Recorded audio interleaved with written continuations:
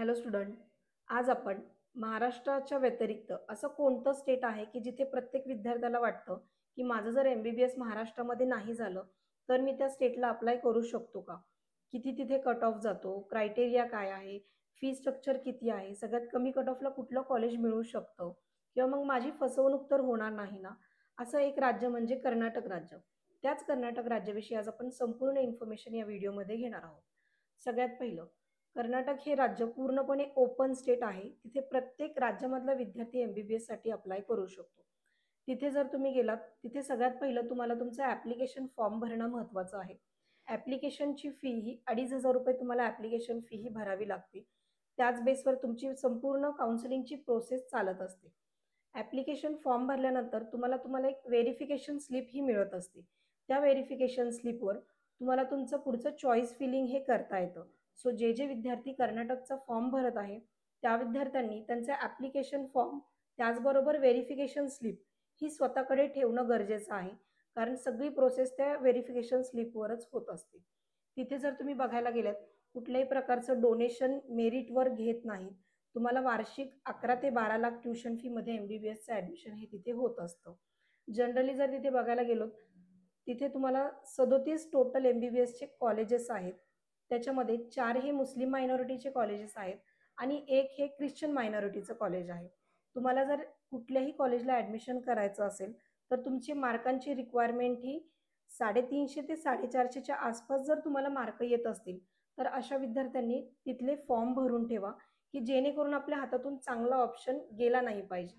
आता गेल्या वर्षी जसं बघितलं, गेल्या वर्षी महाराष्ट्रापेक्षा कर्नाटक राज्याचे 30 ते 40 मार्कांनी कट ऑफ हे कमी गेलेले होते. पण तिथे ड्रॉबॅक असा झाला, की मुलांनी ॲप्लिकेशन फॉर्म भरले नव्हते म्हणून मुलांच्या हातातून चांगल्या कॉलेजचे सीट हे गेलेले होते. सो ज्या विद्यार्थ्यांना वाटते, की आपल्या महाराष्ट्रामध्ये चान्सेस थोडेसे कमी आहेत, त्या विद्यार्थ्यांनी तिथले ॲप्लिकेशन फॉर्म भरून ठेवा, की जेणेकरून चांगल्या राज्याचा ऑप्शन आपल्या हातामध्ये तिथे असेल. त्याचबरोबर जर तिथली कॉलेजची इन्फॉर्मेशन तुम्ही घेतली, तर तिथे काही असे कॉलेजेस आहेत, जे खूप कमी कट ऑफवर ॲडमिशन तिथे होत असतात. त्यातल्या आपण 5 कॉलेजविषयी इन्फॉर्मेशन घेऊयात. 1 नंबरला येतं एस.आर. पाटील मेडिकल कॉलेज, 2 नंबरला येतं नवोदय मेडिकल कॉलेज, 3 नंबरला येतं के.व्ही.जी. सुल्या, 4 नंबरला येतं श्रीदेवी कॉलेज, 5 नंबरला येतं सुभैया इन्स्टिट्यूट ऑफ सायन्स. हे 5 असे कॉलेजेस आहेत, तिथे खूप कमी मार्कांना सुद्धा MBBSचं सीट गेल्या वर्षी मिळालेलं होतं. सो एक मुलांनी चांगलं ऑप्शन म्हणून हे 5 कॉलेजचे तर तुम्ही ऑप्शन्स ठेवा. पण जर चांगले अजून मार्क असतील तुमचे, तर याच्यापेक्षा खूप अजून पण चांगले कॉलेजेस आहेत, जिथे प्रॅक्टिस खूप चांगली होते. सो व्हिडिओच्या शेवटी तुम्हाला पूर्ण कॉलेजची एक लिस्ट मिळेल. त्याचबरोबर फी स्ट्रक्चर तुम्हाला पूर्ण कर्नाटकचं हे मिळून जाईल. तुम्हाला जर या राज्याची काउन्सिलिंग करायची असेल किंवा मग या राज्यामध्ये तुम्हाला मॅनेजमेंटमधून सुद्धा ॲडमिशन घ्यायचं असेल. मॅनेजमेंटचं जर तुम्ही बघितलं, मिनिमम हे 1 कोटीचं पॅकेज कर्नाटक इथे जात असतं. मॅक्सिमम मग डिपेंड आहे तुम्ही कुठल्या कॉलेजला घेताय. पण सगळ्यात कमी 1 कोटीच्या आसपास तुम्हाला तिथे ॲडमिशन हे मिळू शकतं. बरेच आता फसवणुकी चालू होतील. 70 लाखामध्ये कर्नाटकमध्ये ॲडमिशन होतं किंवा मग 80 लाखामध्ये होतो.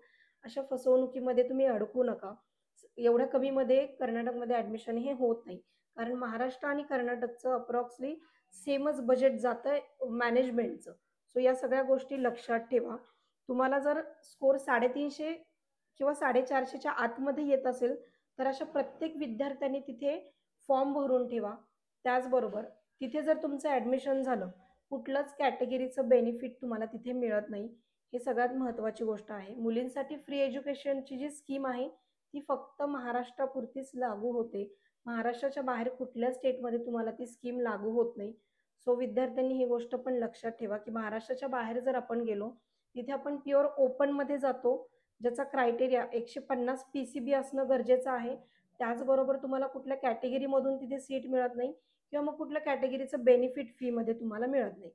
सो तुम्हाला जर कुठल्या स्टेटची काउन्सिलिंग करायची असेल किंवा मग महाराष्ट्रामध्ये तुम्हाला काउन्सिलिंगमधून नंबर लावायचा असेल, तर खाली जो नंबर दिलेला आहे त्याच्यावर संपर्क साधा किंवा मग तुम्हाला मॅनेजमेंटमधून जर कुठलं ॲडमिशन करायचं असेल, महाराष्ट्र असो, डीम कॉलेज असो, कर्नाटक असो किंवा मग आणखीन कोणत्याही स्टेटला जर तुम्हाला मॅनेजमेंटमधून जर ॲडमिशन करायचं असेल, तर खाली जो नंबर दिलेला आहे त्याच्यावर तुम्ही संपर्क साधा किंवा मग आमच्या डिस्क्रिप्शनमध्ये WhatsApp ग्रुपची लिंक आहे, त्याच्यावर तुम्ही जॉइन होऊ शकता.